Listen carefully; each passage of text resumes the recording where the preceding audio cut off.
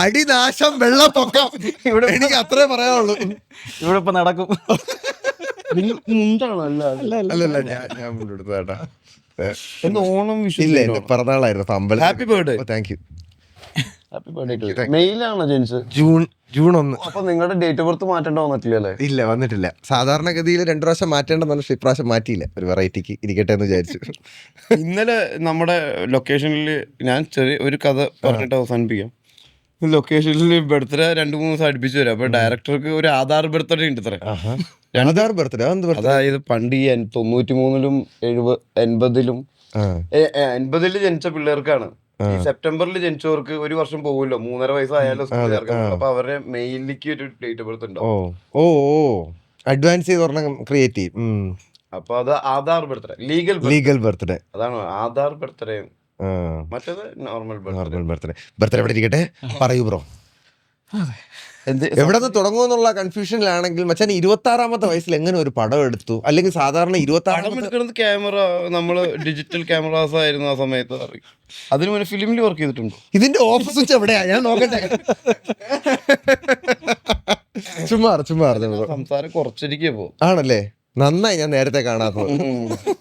അല്ല ഒരു പ്രാവശ്യം ഇല്ല, ബമ്പർ ചിരിയിൽ വന്നിട്ടുണ്ടോ പ്രാവശ്യം? അന്നാ സീറ്റിൽ കൊണ്ടിരുത്താ ഞാൻ പെട്ട പാട് എന്റെ പൊന്നു ബ്രോ. ഒരു ചിരി ഇടിച്ചിരി ബമ്പർ ചിരി. എവിനും കെവിനും മച്ചാനെ ഇമിറ്റേറ്റ് ചെയ്യുന്ന പരിപാടി ഇല്ലേ, അതിന്റെ ആങ്കറാണ് ഞാൻ. അന്ന് അവിടെ ഉണ്ടായിരുന്നു. ഞാൻ ഉണ്ടായിരുന്നു. ഞാനാണ് സ്റ്റേജിന്റെ അടിയിൽ നിന്ന് കണ്ടുപിടിച്ചോണ്ട് വന്നത്. അതെ, ഞങ്ങൾ മനോരമ ചാനലിലായിരുന്നില്ലേ? ഇപ്പോഴും മനോരമയിലുണ്ട്. അത് താഴെ ബിസ്ക്കറ്റ് ഒക്കെ കഴിച്ചോണ്ടിരിക്കുക. അതെ, എന്റെ അടുത്ത് പറഞ്ഞ് ഷൈൻ ടോം ചാക്കോ കണ്ടുപിടിച്ചോണ്ട് വരുന്ന രീതിയിലാണ് കാർത്തിക് എടുക്കേണ്ടതെന്ന്. ഞാൻ വിചാരിച്ച സ്ക്രിപ്റ്റ് ആയിരിക്കുമെന്ന്. ശരിക്കും കണ്ടുപിടിക്കാൻ ഞാൻ റൂമിൽ പോകുന്നു, ബാത്റൂമിൽ പോകുന്നു, ഒരിടത്തും കാണാനില്ല. അവസാനം ഫോൺ വിളിച്ച് നോക്കിയപ്പോ സ്റ്റേജിന്റെ അടിയിൽ നിന്ന് കിണിന്ന് സൗണ്ട് കേൾക്കുന്നു. ഞാൻ സ്റ്റേജിന്റെ അടിയിലേക്ക് ചായ കൊണ്ടുവന്ന് ബിസ്ക്കറ്റ് ഒക്കെ കഴിച്ച് ഡ്രസ്സൊക്കെ മാറി അതിൻ്റെ ഉള്ളിലിരിക്കുക. സ്റ്റേജിന്റെ അടിയില്, ഇത് ഡ്രസ്സിംഗ് റൂം അല്ല.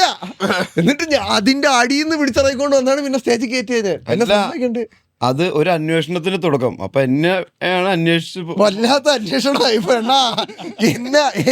ഞാൻ അതിന്റെ ഉള്ളിൽ വിളിച്ചിരുന്നിട്ട് ആരുടെ ഫോൺ എടുക്കാതിരിക്കുക. അപ്പൊ നിഷാദക്കൊക്കെ ടെൻഷനായി. ഞാൻ വരില്ല, മുങ്ങി എന്നുള്ള ഫീലാണ്. പ്രൊമോഷൻ ആയില്ലേ പടം? അതെ, ഭയങ്കര പ്രമോഷൻ തന്നെ.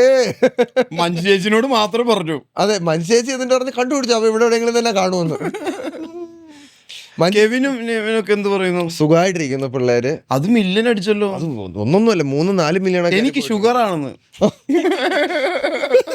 അത് എനിക്ക് ആ സമയത്ത് കത്തിയില്ലല്ലേ. പിന്നീട് ആൾക്കാർ കമന്റിൽ വന്നപ്പോഴാണ് ബ്രില്യന്റ്. അത് സ്ക്രിപ്റ്റഡ് ആണോ അവരുടെ?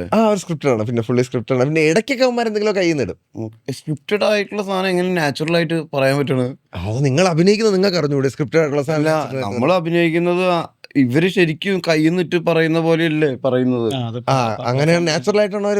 പക്ഷെ അതൊക്കെ സ്ക്രിപ്റ്റഡ് ആണോ? കംപ്ലീറ്റ് സ്ക്രിപ്റ്റഡ് ആണ് സാധനം. എഴുതുന്നത് ആരാ? അത് അവിടെ ഗ്രൂമേഴ്സ് ഉണ്ട്. ഇവരുടെ ഇൻപുട്സ് ഉണ്ടോ? ഇവരുടെ ഇൻപുട്സ് അത്രക്കില്ല. ഗ്രൂമേഴ്സ് ആണ് മെയിൻ ആയിട്ട് എഴുതുന്നത്. ഇവര് ആർട്ടിസ്റ്റ് അല്ലേ, അവരത് പ്ലേ ചെയ്യുന്നുണ്ട്. ഇന്റർവ്യൂ ചെയ്യുന്നു.